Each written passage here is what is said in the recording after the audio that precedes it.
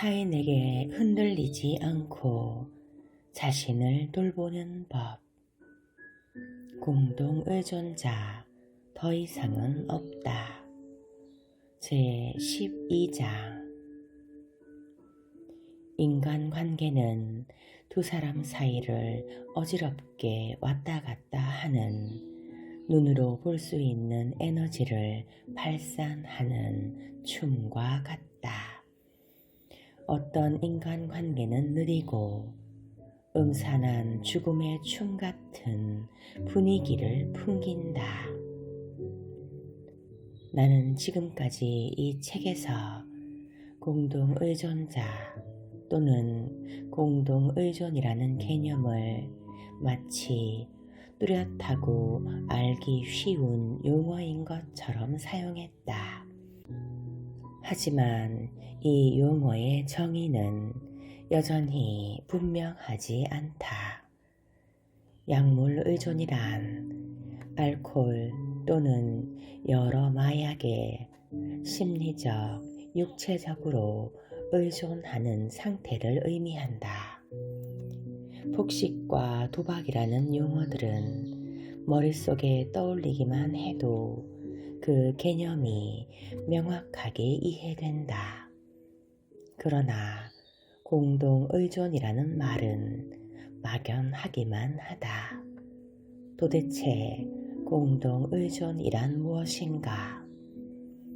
확실하게 정의해 본다면 공동의존이란 의존 상태에서 누군가의 파트너로 존재하는 것이라고 할 수 있다. 이 정의는 진실에 가깝기는 하지만 여전히 모호하다. 구체적인 이미지가 머릿속에 떠오르지 않는다. 공동의존은 치료기관에서 사용하는 특수 용어로서 관련 분야에서 활동하는 전문가가 아니면 생소한 직업적 언어다. 일반인은 이 용어의 의미를 짐작하기도 어려우며 때로는 해당 분야에서 종사하는 사람들조차 이 용어의 뜻을 선뜻 이해하지 못한다. 특수한 계층이나 직업에서 사용되는 용어들은 특별히 무언가를 의미할 수도 그렇지 않을 수도 있다. 또한 그 용어들은 사람에 따라 의미하는 바가 달라질 수도 있다. 사람들은 그 용어들의 의미를 어느 정도는 이해할 수 있지만 정확히 정의된 적이 없기 때문에 그것들을 명확하게 또는 명쾌하게 정의를 내리기란 매우 어려운 일이다. 나는 공동의존과 공동의존자를 연구하고 정의하는 과정에서 몇 가지 문제들에 직면했다. 우선 많은 사람들이 이 용어에 대해 들어본 적이 없다는 것이었다. 이 용어에 대해 익숙한 사람조차도 정의를 내리지 못했다. 만약 그들이 이 용어를 정의했다면 그 의미는 각각 달랐을 것이다. 어떤 사람은 더 많은 전문적인 특수 용어들을 사용해서 정의를 내리기도 했다. 공동의존은 나를 포함한 수많은 사람에게 매우 중요하면서도 특별한 의미를 가지고 있는 용어임에 분명하다. 이 용어가 직업적인 특수 용어라는 것에 집착하지 말고 의미를 정확히 이해하는 데 집중해 보자.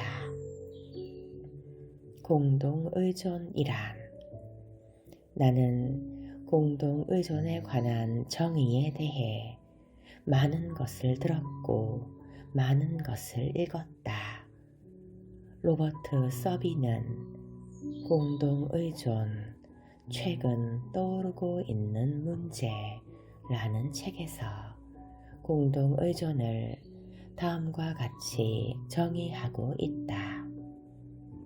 공동의존이란 억압적인 규칙과 습관들에 오랫동안 노출된 결과 개인적 혹은 대인관계에서 일어나는 문제들에 대해 직접적으로 이야기하지 못하고 자신의 감정을 공개적으로 표현하기 어려운 정서, 심리, 행동 상태다. 공동의존 분야의 전문가이자 이 분야의 선구자인 어니 라스는 공동의존을 사랑을 주고받는 인간관계의 능력이 손상되어 빚어진 자기 파괴적이고 학습화된 행동들 또는 성격 결함이라고 정의한다. 이 정의보다 비전문적이기는 하지만 공동의존을 다음과 같이 정의하기도 한다. 공동의존이란 스스로를 돌보는 사람이라고 생각하는 것을 말하죠. 이것은 한 여성의 말이다. 또 한 여성은 이렇게 정의한다. 공동의존자가 된다는 것은 내가 알코올 중독자와 결혼했다는 것을 말합니다. 또한 내가 알아논에 가야 한다는 것을 뜻하기도 하지요. 또 다른 여성은 이렇게 말한다. 공동의존이란 내가 알코올 중독자에게 지나치게 빠져 있다는 것을 뜻하죠. 공동의존은 내가 항상 착 달라붙어 있어야 하는 그 누군가를 찾고 있는 상황이라고 할 수 있죠. 공동의존, 그것은 내가 매력을 느껴 사랑에 빠지거나 결혼한 사람이 약물 의존자이거나 그와 비슷한 종류의 심각한 문제에 처한 사람이라는 것을 의미하지요. 어떤 사람은 공동의존을 다음과 같이 설명하기도 한다. 공동의존이란 당신의 모든 인간관계들이 항상 같은 식으로 계속 고통스럽게 진행된다는 사실, 혹은 항상 그랬던 것처럼 비참하게 마무리될 거라는 사실을 말한다. 아니, 그 두 가지 사실을 모두 드러낸다. 공동의존은 그 특징을 드러내주는 경험들만큼이나 정의도 다양하다. 어떤 치료자들은 자포자기하는 심정 혹은 깨달음을 얻은 결과로 공동의존을 다음과 같이 정의했다. 공동의존은 특정할 수 없는 것이며 모든 사람이 공동의존자다. 로버트 서비와 존 프리엘은 공동의존, 최근 떠오르고 있는 문제에서 다음과 같이 쓰고 있다. 처음에 공동의존이라는 용어는 약물 의존자에게 영향을 받은 사람이나 그들의 삶을 설명하기 위해 사용되었다. 약물 의존자의 공동의존적 성향의 배우자나 자녀 또는 연인은 약물 의존자의 마약 또는 알코올 남용에 대한 반응으로 자신의 삶을 건강하지 않은 방식으로 꾸려나가게 되고 그 상태를 악화시키면서 어떤 특정한 삶의 형태를 만들어내는 현상을 보인다. 그러한 현상은 인간의 삶에 이미 존재해왔던 것이지만 공동 의존이라는 말이 그 현상을 지시하는 새로운 이름이 되었다. 전문가들은 약물 의존자와 밀접한 관계에 있는 사람들에게 나타나는 독특한 특성에 주목했다. 어떤 연구들은 알코올 중독자와 가까운 관계에 있는 많은 정상적인 사람들, 다시 말하면 알코올 중독자나 약물 의존자가 아닌 사람들이 알코올 중독자와 비슷한 신체적, 정신적, 감정적, 영적 상태를 보이고 있는 것에 초점을 맞췄다. 알코올 중독자들의 모임이 이미 존재했던 1940년대, 대다수가 알코올 중독자의 아내였던 소집단의 사람들은 배우자의 알코올 중독 문제가 자신에게 어떤 식으로 영향을 끼치는지를 다루기 위해 최초로 자조 집단과 지지 집단을 만들었다. 그 당시 그들은 훗날 자신들이 공동 의존자로 불리게 될지 몰랐을 것이다. 그들은 자신이 남편의 알코올 중독에 직접적으로 영향을 받았다는 사실을 분명히 깨달았다. 그래서 그들은 AA 단계, 12단계 회복 프로그램을 부러워하며 자신들을 위한 프로그램을 가지고 싶어 했다. 그래서 그들은 알코올 중독 모임의 12단계 프로그램을 활용했고 그 모임을 운영하는 내교인 12단계 전통들을 수정해 적용했다. 그 프로그램의 이름을 그 후 아라논으로 고쳐 불렀는데 그 모임은 효과적이었다. 그 후 수많은 사람들이 아라논에 참여해 유익한 도움을 받고 있다.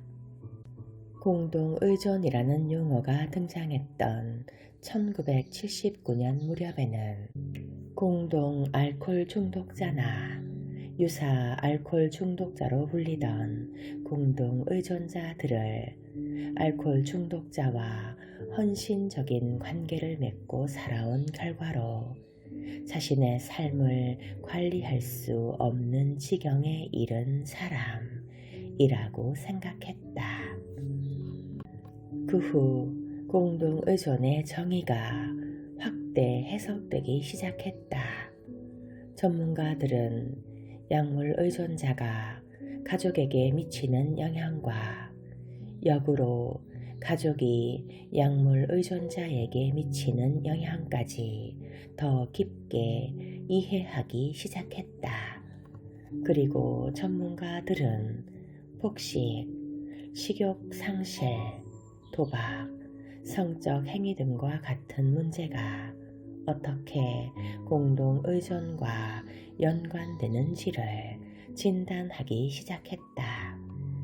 이러한 강박 장애들은 알코올 중독에 따른 강박 장애나 혹은 질병과 거의 유사한 특징을 보였다. 전문가들은 강박적 성향을 지닌 사람과 가까운 관계를 맺고 있는 사람들이 알코올 중독자와 가까운 관계를 맺고 있는 사람들과 마치 닮은 것처럼 유사한 대처 방식을 취해 온 것에 대해 주목하기 시작했다.